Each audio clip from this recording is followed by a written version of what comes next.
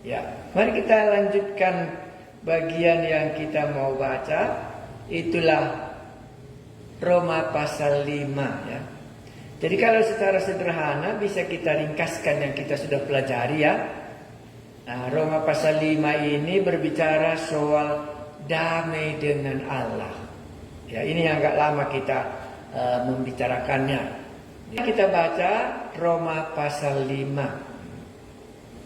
Hasil pembenaran. Ini kata yang baru bagi kita. Saya baca sampai ayat 11. Sebab itu kita yang dibenarkan karena iman, kita hidup dalam damai sejahtera dengan Allah oleh karena Tuhan kita Yesus Kristus. Oleh Dia, ini oleh Kristus ya, oleh Dia kita juga beroleh jalan masuk oleh iman kepada kasih karunia.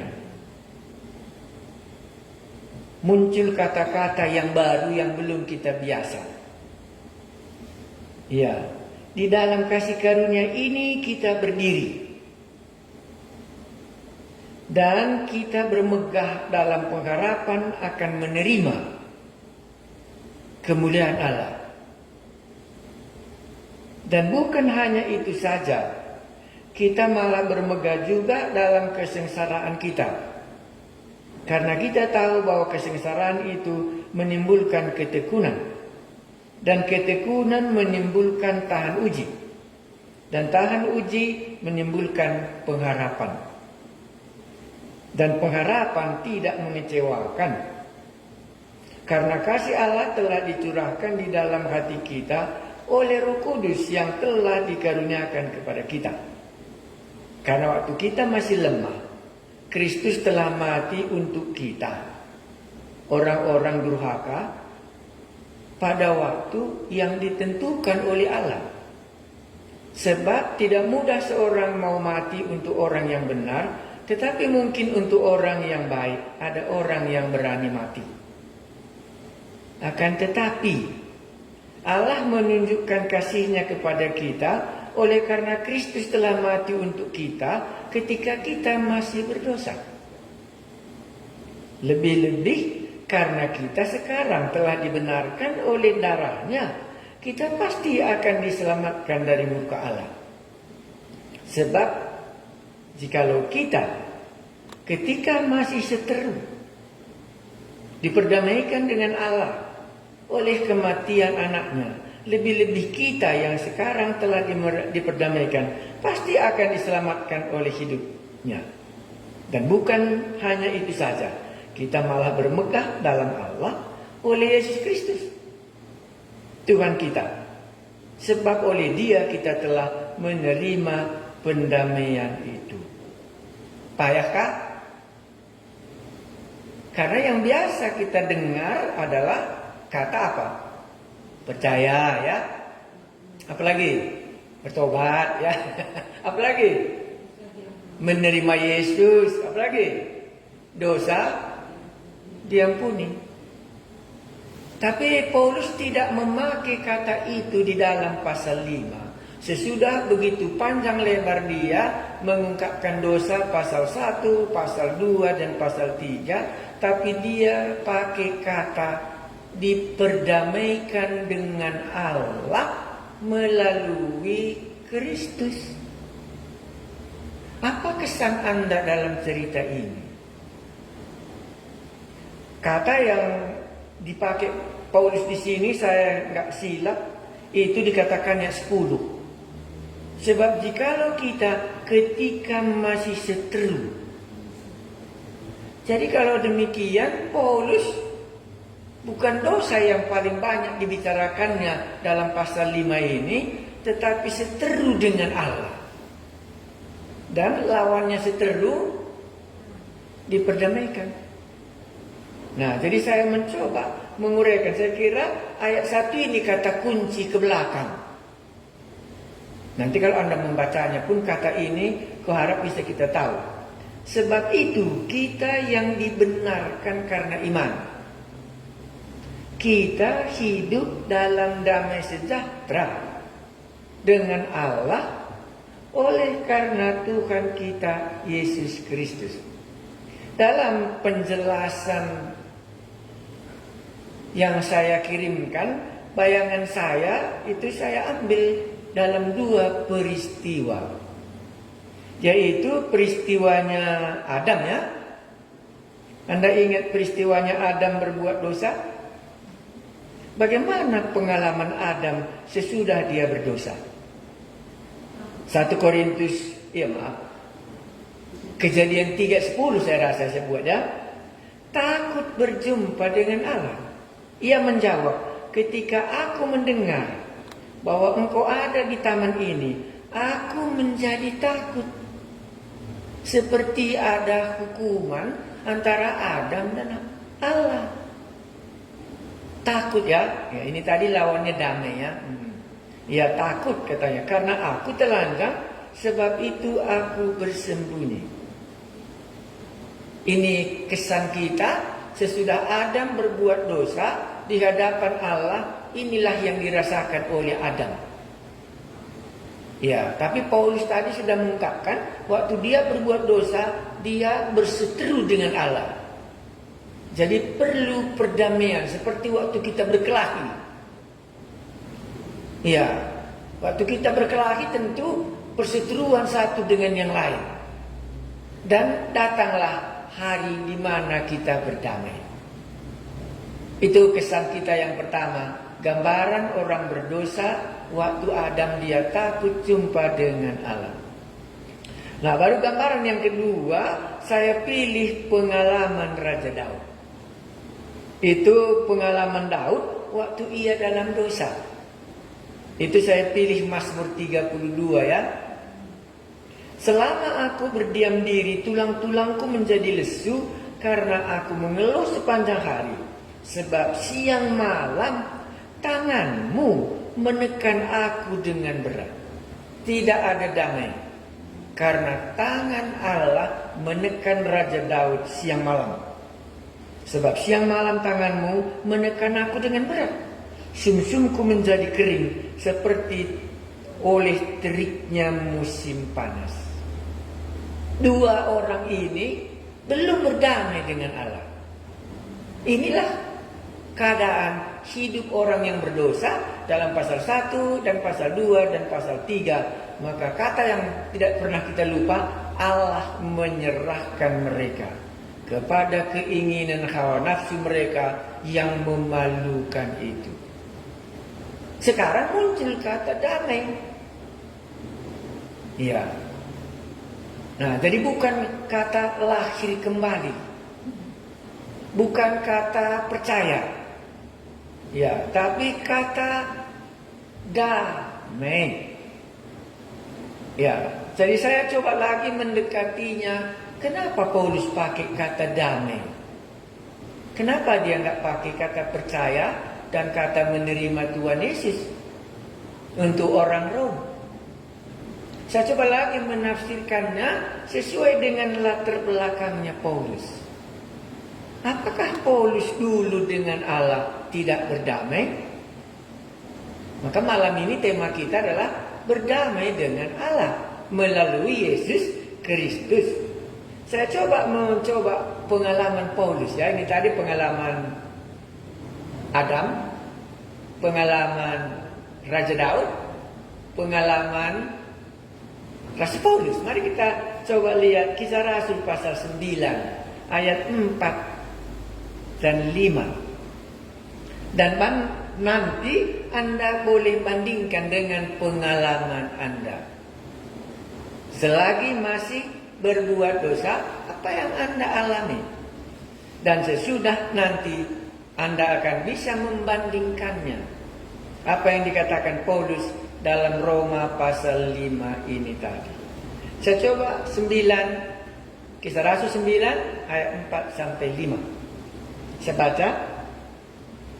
Ia rebah ke tanah dan kedengaranlah olehnya suatu suara yang berkata kepadanya, Saulus, Saulus, mengapa engkau menganiaya aku?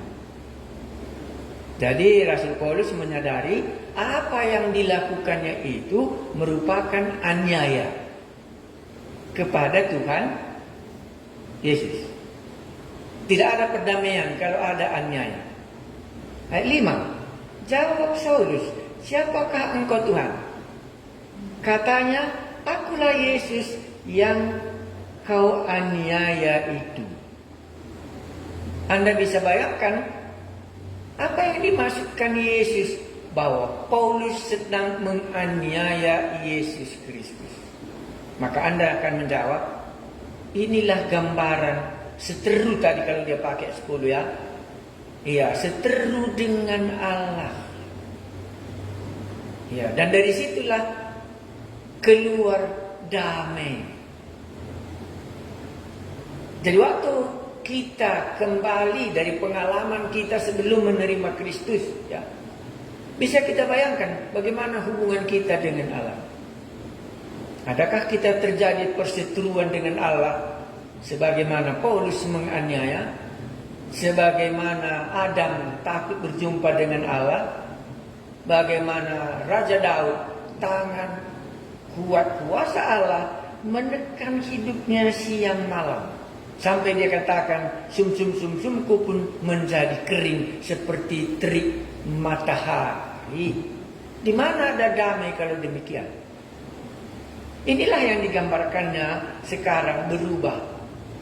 Maka dikatakannya dalam ayat ini tadi, sebab itu kita yang dibenarkan karena iman. Iman kita sudah bahas minggu lalu. Kita hidup dalam damai sejahtera dengan Allah oleh karena Tuhan kita Yesus Kristus. Kalau 10 tadi dikatakannya, sebab jika kita ketika masih seteru diperdamaikan dengan Allah oleh kematian anaknya, seteru, sekarang sudah berdamai,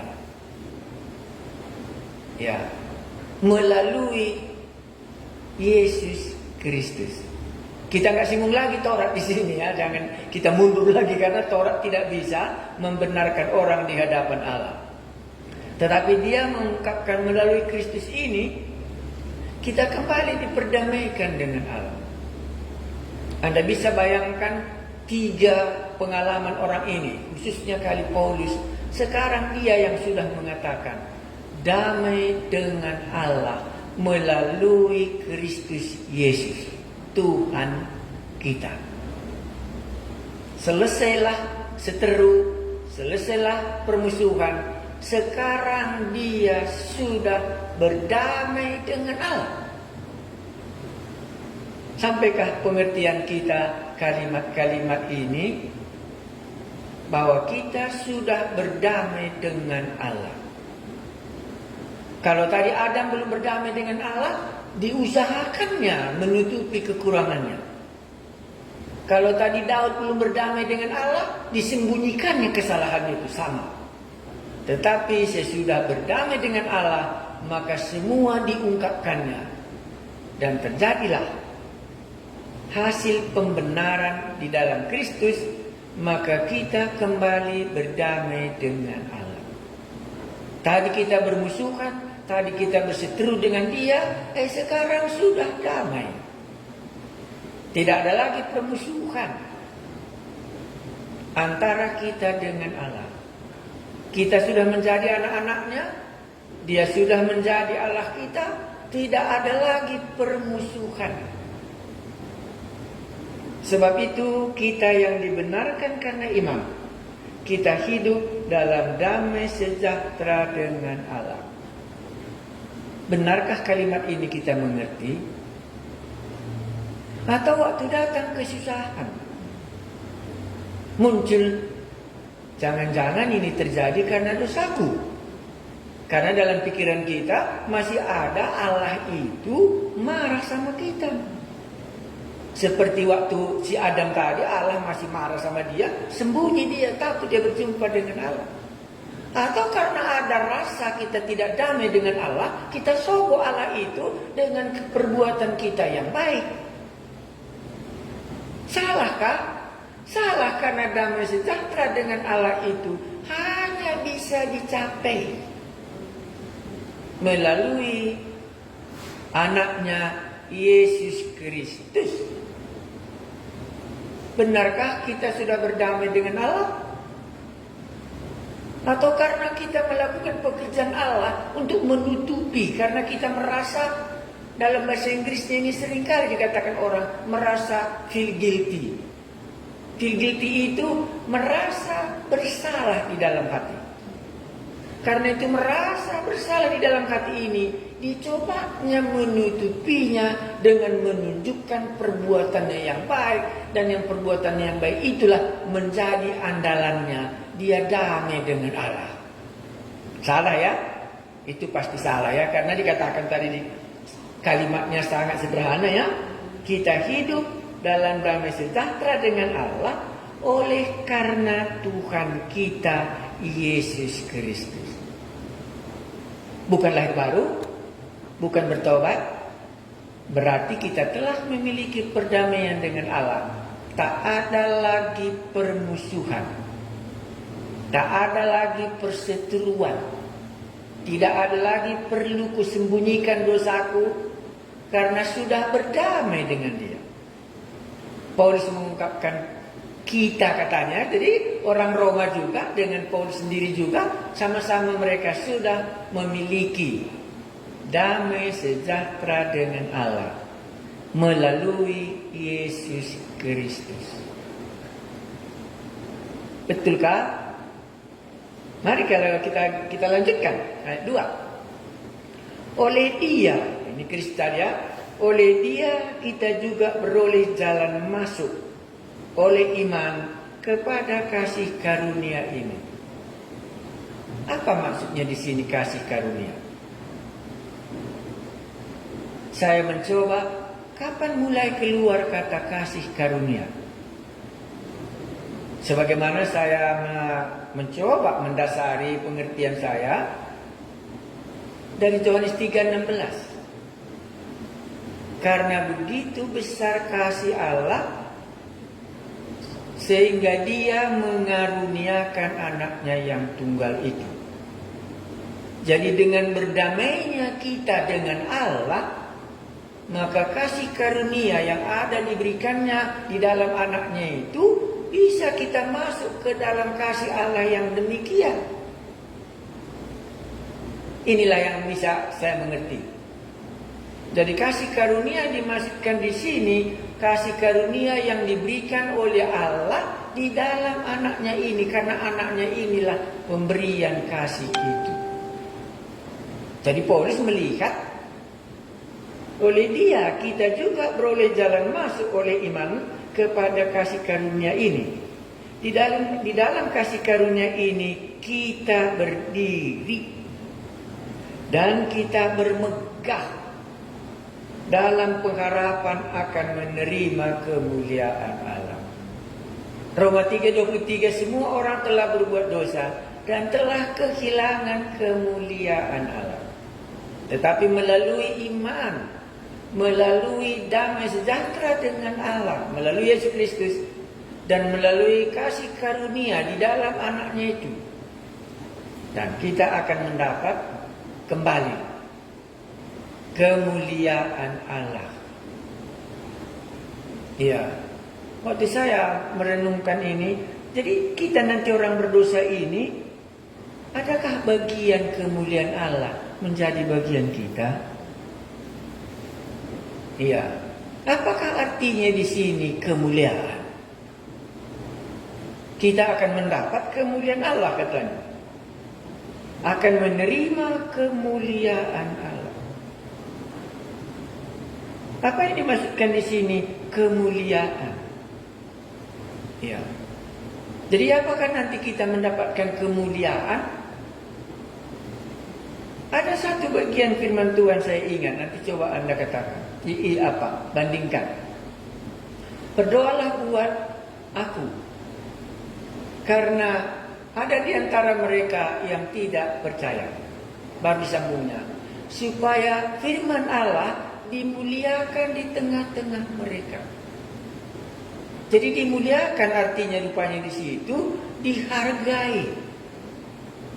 Jadi kalau kita mendapat kemuliaan dari Allah, artinya kembali Allah menghargai manusia yang sudah berdosa tadi, dan sesudah diperdamaikan Allah melalui anaknya yang mati di kayu salib tadi, manusia ini kembali dipermuliakan, dihargai oleh Allah sendiri dia kembali.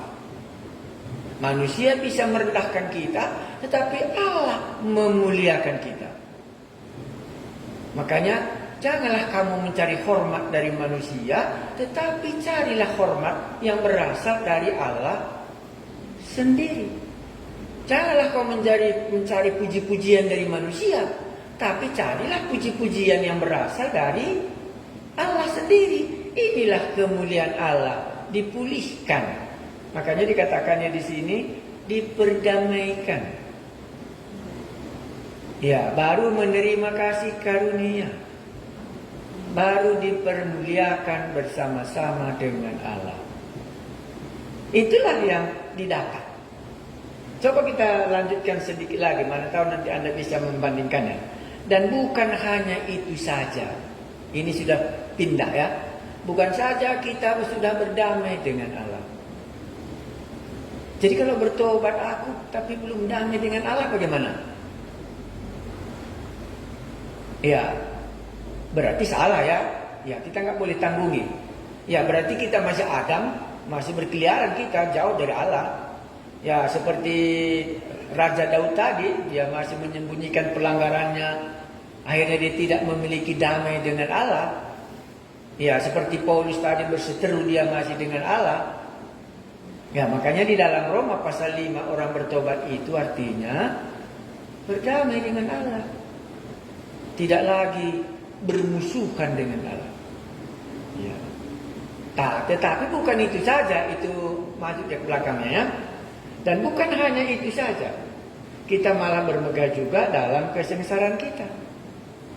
Karena kita tahu bahwa kesengsaraan itu menimbulkan ketekunan. Dan ketekunan menimbulkan tahan uji, dan tahan uji menimbulkan pengharapan. Dan pengharapan tidak mengecewakan. Dan seterusnya ya. Menjadi kesan saya dalam ayat 3 ini, kalau kita sudah diperdamaikan dengan Allah, sudah masuk kita dalam kasih karunia, sudah dipermuliakan dengan Allah, tidak ada lagi kah kesengsaraan?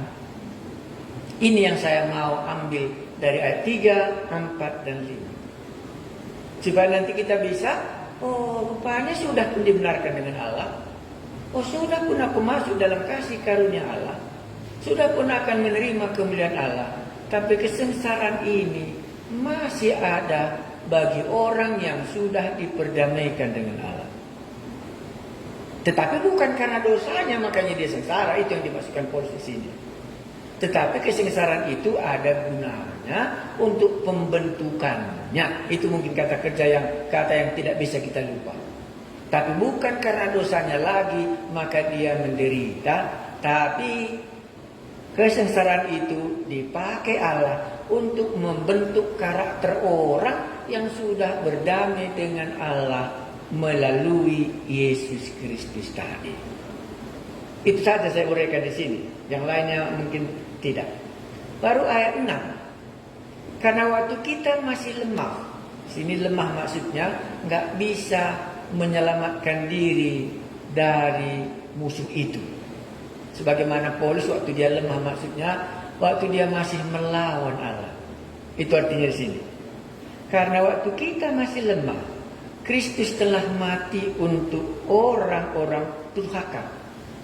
Jadi rupanya orang-orang durhaka, orang-orang seteru pada waktu yang telah ditentukan Allah.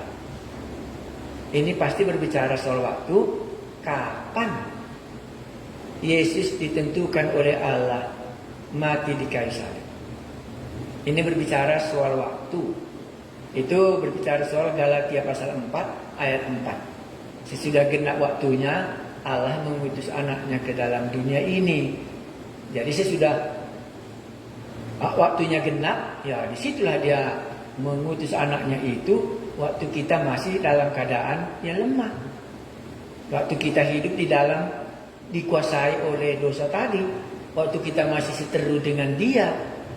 Nah, karena waktu kita masih lemah, Kristus telah mati untuk kita orang-orang durhaka pada waktu yang ditentukan oleh Allah. Jadi Kristus itu mati di kayu salib, itu Allah yang menentukannya kapan. Baru ayat 7 ini agak sulit, sebab tidak mudah seorang mau mati untuk orang yang benar.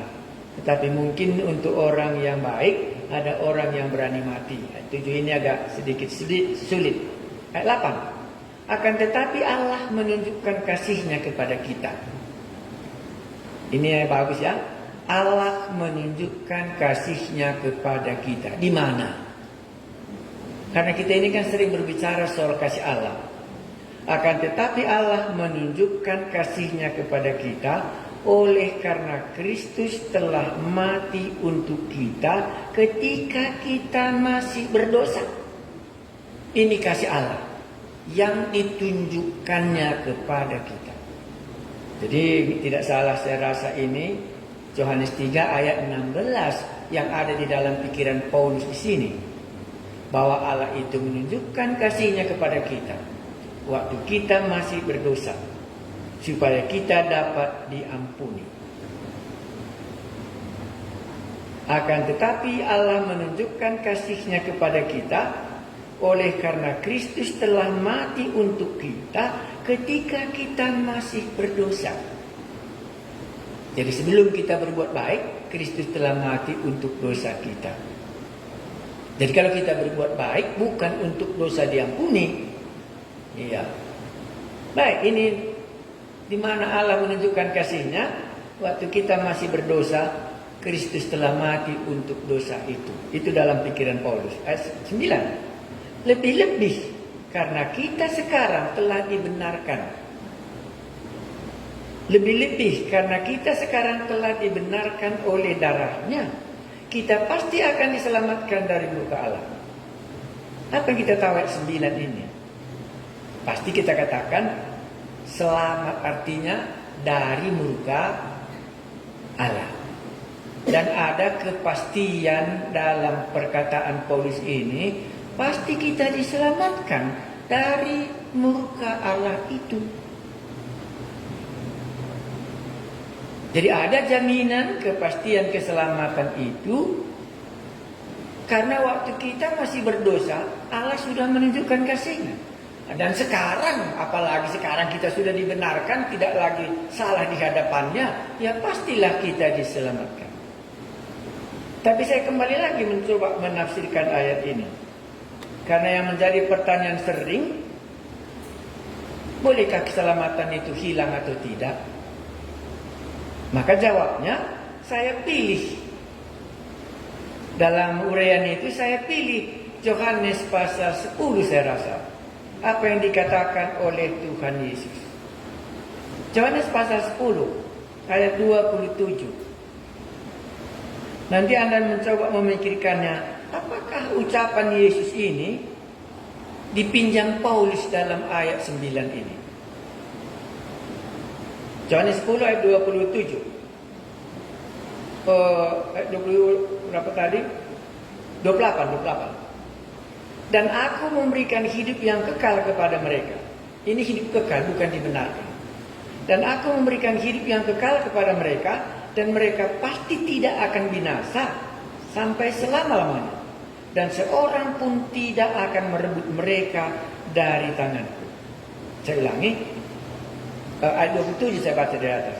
Domba-dombaku mendengarkan suaraku, dan aku mengenal mereka, dan mereka mengikut aku.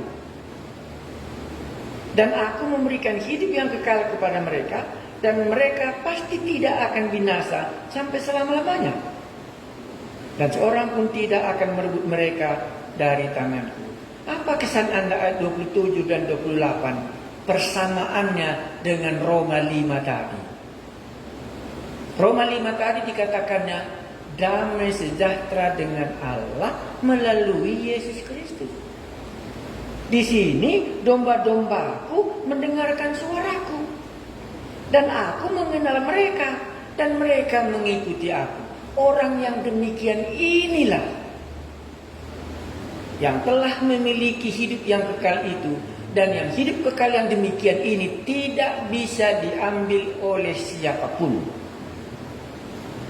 Saya ulangi sekali lagi, supaya bisa kita membandingkan. Sampaikah kita dalam Yohanes tadi, domba-dombaku mendengarkan suaraku? Satu. Kedua, aku mengenal mereka. Dikenal Tuhan Yesuskah kita?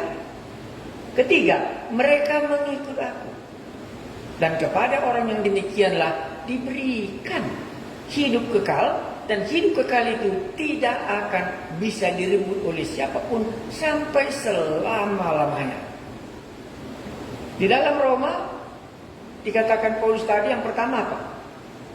Sebab itu kita yang dibenarkan karena iman, kita hidup dalam damai sejahtera dengan Allah oleh karena Tuhan kita Yesus Kristus. Orang yang demikian inilah,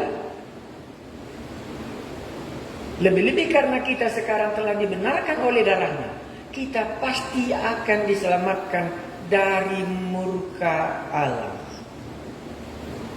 Bisa Anda lihat kualitas pertobatan di dalam cerita ini? Kepada siapakah Yesus katakan bahwa tidak ada yang dapat merebut mereka dari tangan Bapa? Kualitasnya Paulus juga sama. Bisakah Anda bandingkan dengan orang-orang yang menerima Yesus dengan seacak-acakan? Damai sejahtera Allah pun tidak ada di dalam dia. Mendengar suara Tuhan Yesus pun dia tidak tahu. Mengikut Yesus pun dia tidak tahu. Kasih Allah pun dia tidak tahu. Bagaimana Allah menunjukkan kasihnya kepadanya pun dia tidak tahu. Lantas dia katakan, aku sudah diselamatkan. Langsung mungkin Anda katakan, itu palsu. Karena kepada orang yang demikian tidak dikatakan oleh Tuhan Yesus, tetapi yang dikatakannya, domba-dombaku mendengarkan suaraku. Dan domba-dombaku mengikuti aku. Darilah Tuhan Yesus katakan, aku akan memberikan hidup yang kekal kepada mereka. Dan satu orang pun tidak dapat merebut mereka daripada tanganku. Ada kepastian keselamatan itu. Dan Paulus ulangi ini dalam surat Roma pasal 5. Sesudah dia melewati semuanya dosa murka Allah, sekarang dia tegakkan kepastian keselamatan itu bagi orang yang sudah berdamai dengan Allah melalui Yesus Kristus. Dan yang dia menerima, Allah telah menyatakan kasih-Nya kepadanya. Bagaimana Kristus telah mati waktu dia masih berdosa. Barulah Paulus katakan terakhir, lebih-lebih karena kita sekarang ada langkah-langkahnya. Lebih-lebih karena kita sekarang telah dibenarkan oleh darahnya. Paulus katakan di sini dibenarkan. Dari Allah kita dibenarkan, dari hati kita memiliki damai dengan Allah. Saya ulangi, dari kacamata Allah kita dibenarkan. Dari dalam hati kita, aku telah berdamai dengan Allah ini. Sebagaimana Paulus tadinya berseteru dengan Allah, sekarang dia sudah menjadi kawan sekerja Allah, menjadi temannya. Jangan pakai kata yang palsu ini menyatakan Anda pasti selamat. Keliru nanti Anda. Ini tingkatannya. Baru kita sambungkan ayat yang 10. Sebab jikalau kita ketika masih seteru diperdamaikan dengan Allah oleh kematian anaknya, lebih-lebih kita yang sekarang telah diperdamaikan pasti akan diselamatkan oleh hidupnya. Diulangi lagi, kualitas. Dan bukan hanya itu saja, kita malah bermegah dalam Allah oleh Yesus Kristus. Siapa yang kita megahkan dalam hidup ini? Dan bukan hanya itu saja, kita malah bermegah dalam Allah oleh Yesus Kristus Tuhan kita, sebab oleh Dia kita telah menerima pendamaian itu. Amin ya. Saya harap jangan ada yang salah mengklaim kepastian keselamatannya, tapi tidak sampai kepada kualitas iman yang diceritakan dalam Roma pasal 5 ini, nanti Anda keliru. Baik, sampai di sini saya sambung ayat 12. Kalau ada nanti yang kurang jelas secara pribadi, Anda boleh bertanya. Adam dan Kristus. Sebab itu, sama seperti dosa telah masuk ke dalam dunia oleh satu orang, dan oleh dosa itu juga maut. Demikianlah maut itu telah menjalar kepada semua orang, karena semua orang telah berbuat dosa. Ini di mana ceritanya? Saya ulangi. Pasti Anda katakan, ini kan ceritanya Adam bersama dengan Hawa. Jadi bagi yang belajar, bagaimana caranya Bapak ini menafsirkan Alkitab? Saya menafsirkan Alkitab itu, kalau berbicara soal keselamatan dan dosa, tak pernah aku bisa lupa dari Kejadian pasal 3. Di mana akar dosanya, dan bagaimana Allah menyelamatkan waktu Adam, dan bagaimana hari ini. Jadi kalau Anda tanya, teologi aku sangat sederhana. Membicarakan soal keselamatan, kukuasai dulu kisah Kejadian pasal 3, akar di mana dosa itu muncul, dan bagaimana Allah menyelamatkan Adam pada waktu itu. Dan kalau ini sudah dikuasai, maka masuklah saya lebih berkembang, lebih terang. Tetapi prinsipnya ada di dalamnya. Itu yang dikatakan dalam ayat 12. Sebab itu sama seperti dosa telah masuk ke dalam dunia oleh satu orang. Benar ya? Dan oleh dosa itu juga maut. Demikianlah maut itu telah menjalar kepada semua orang, karena semua orang telah berbuat dosa. Ayat 13. Sebab sebelum hukum Taurat, ini hanya pindah dia ya. Ya, sebab sebelum hukum Taurat ada, telah ada dosa di dunia. Tetapi dosa itu tidak diperhitungkan kalau tidak ada hukum Taurat. Ini dimunculkannya Taurat. Ya, jadi kalau nggak ada Taurat pun sudah adanya dosa katanya. Tetapi ya kalau nggak ada Taurat kan nggak ada hitung-hitungannya katanya. Jadi Taurat itu bagi Paulus di sini menghitung berapa banyak kesalahannya.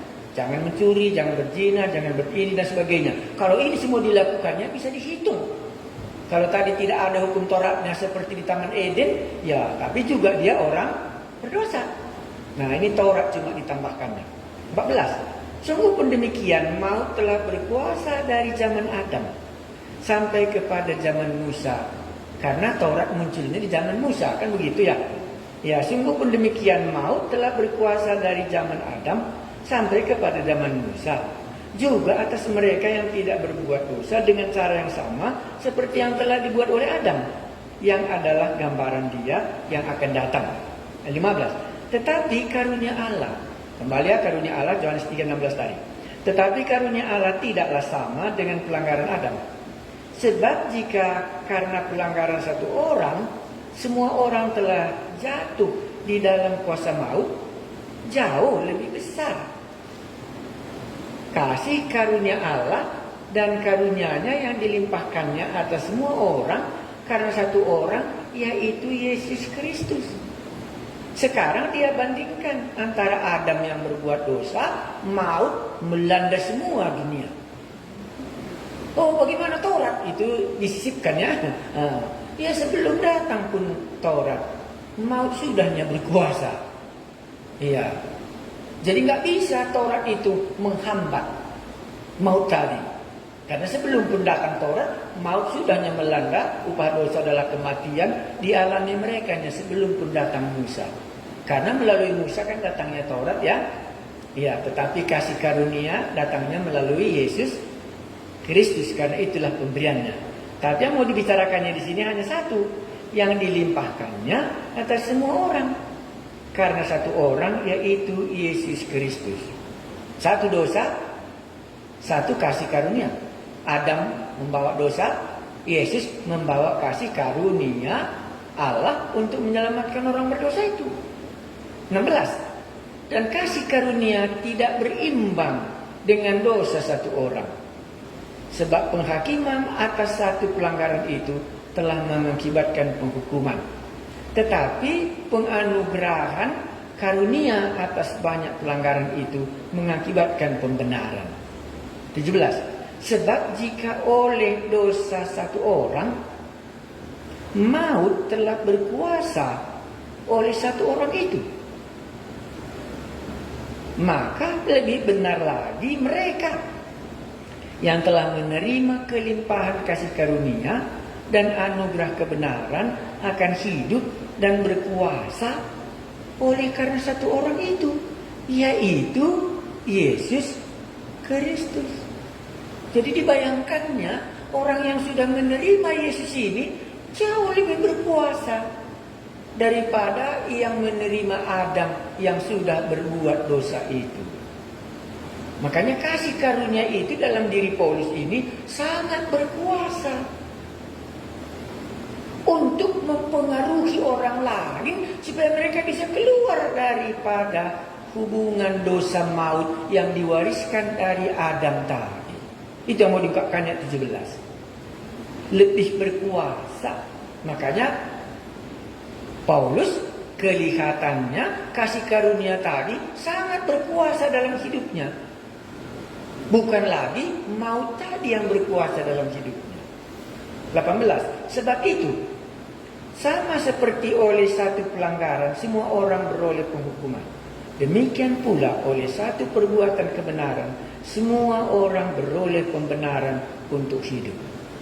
Kesitulah Paulus larinya. Ya, baru ayat 19. Jadi, sama seperti oleh ketidaktaatan satu orang, semua orang telah menjadi orang berdosa. Adam yang tidak taat, semua kita telah berdosa. Demikian pula oleh ketaatan satu orang, semua orang menjadi orang benar. Itulah maka Kristus taat. Dan di dalam ketaatannya itulah akan membenarkan kita semua. Karena ketaatannya itulah menjadi ketaatan kita. Itu yang mau diungkapkan di sini. Perbandingannya antara Adam dengan Yesus. Lebih berkuasa Yesus yang memberikan kasih ini, yang taat kepada Allah, jauh lebih berkuasa daripada kuasa dosa yang dibawa oleh Adam. 20. Tetapi hukum Taurat ini disisipkannya lagi. Tetapi hukum Taurat ditambahkan. Jadi apa gunanya Taurat gitu mereka? Supaya pelanggaran menjadi semakin banyak. Dan di mana dosa bertambah banyak, di sana kasih karunia menjadi berlimpah-limpah. Ini tidak gampang, ini tidak payah ya. Karena ini semua kan ceritanya Paulus ya. Begitu banyaknya dosanya, tapi begitu berkelimpahan kasih karunia kepadanya ya. Ya, makanya ini ceritanya Paulus sebelum dia bertobat itu, ya dia banyak kali dalam dosanya. Tapi kasih karunia itu menjadi berlimpah-limpah dalam hidupnya. 21. Supaya sama seperti dosa berkuasa dalam alam maut, demikian kasih karunia akan berkuasa oleh kebenaran untuk hidup yang kekal oleh Yesus Kristus Tuhan kita. Bolehkah saya garis bawahi 1-2 kalimat? Kalau kita tahu kuasa dosa, ya itu bisa menjalar kepada semua, itu kata-kata.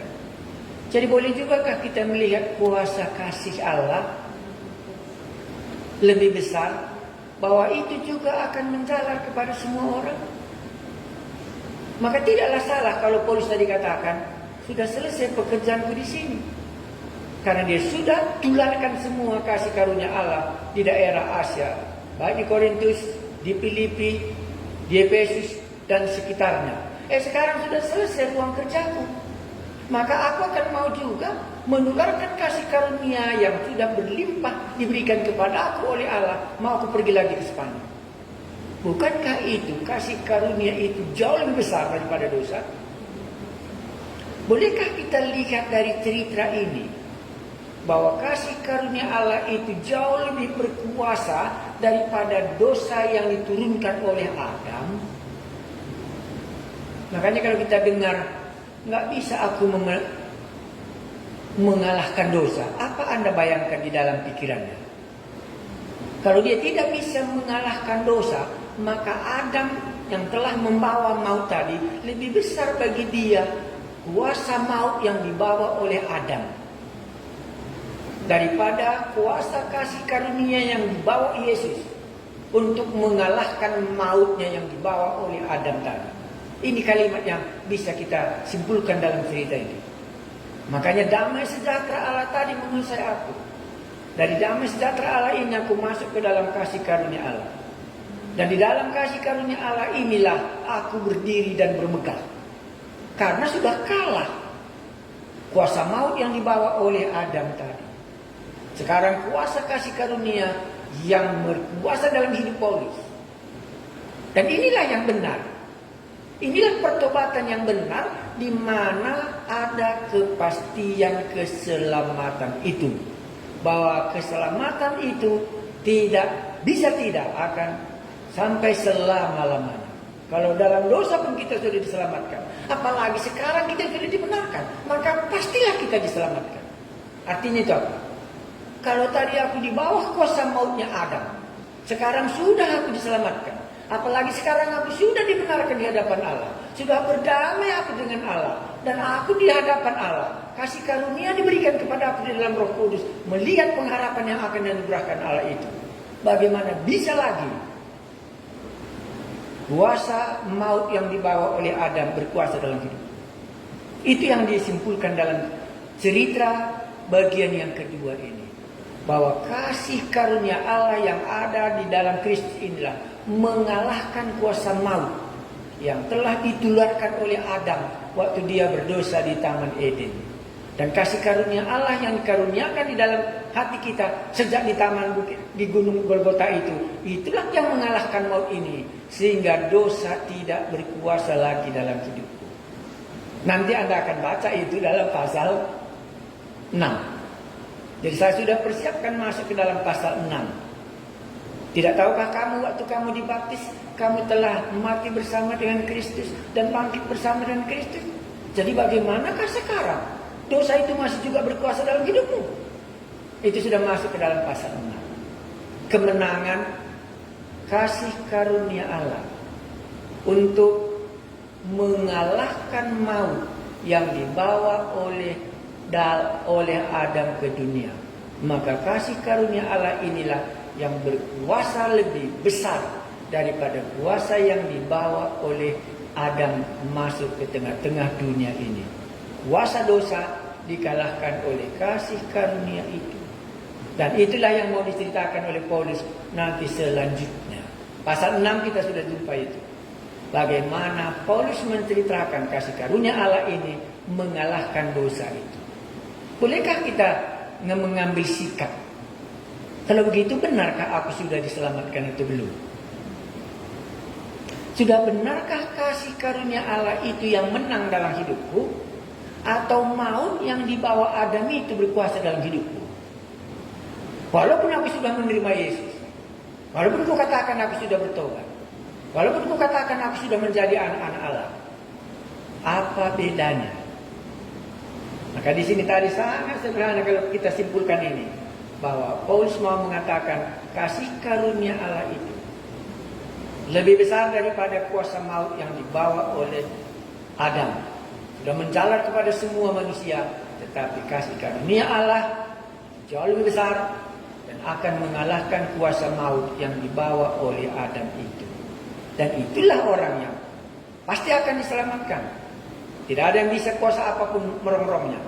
Karena kasih karunia Allah itu sudah lebih besar dalam hidupnya daripada kuasa maut yang dibawa oleh Adam ke dunia. Sampai di sinilah yang mungkin saya bisa sampaikan. Terima kasih banyak. Kita akhiri dengan doa. Kami datang ke hadapan-Mu, Allah yang benar, di mana kami telah diperdamaikan di dalam darah Kristus, dan di dalam kasih-Mu itulah kami berdiri. Kuasa maut dibawa oleh Adam, tetapi kuasa kasih karunia lebih besar. Karena itu dapat mengalahkan maut yang sudah merajalela di dunia ini. Karena kasih Kristus yang memenuhi hati kami, dan kuasa kasih Allah itu satu-satunya dapat mengalahkan maut yang merajalela, yang merongrong manusia berbuat dosa. Terpujilah nama-Mu. Kami berdoa supaya masing-masing kami merenungkannya. Kepastian keselamatan itu ada, tapi bagi orang yang punya karakter yang dikatakan di dalam Alkitab, diperdamaikan dengan Allah, berdiri di dalam kasih karunia, mendengar suara Tuhan Yesus, dan mengikut Yesus. Dan kepada orang yang demikian, keselamatan itu sudah pasti. Karena itu kami berdoa supaya kami bisa menemukan kepalsuan kami. Dan boleh kami melihatnya di mana kami harus melangkah. Sehingga maut yang dibawa oleh Adam boleh kami kalahkan. Oleh karena kasih karunia jauh lebih besar yang dianugerahkan Allah melalui Yesus Kristus Tuhan kami. Terpujilah nama-Mu. Kalau boleh, ada beberapa kali kami belajar surat Roma ini. Dan kami berdoa supaya Tuhan Yesus sendiri melanjutkannya, walaupun kami tidak bisa menyelesaikannya sampai pasal 16. Terpujilah nama-Mu yang telah mengajari kami malam ini. Dalam nama Tuhan kami Yesus kami berdoa. Amin. Baik, selamat malam. Tuhan Yesus memberkati kita.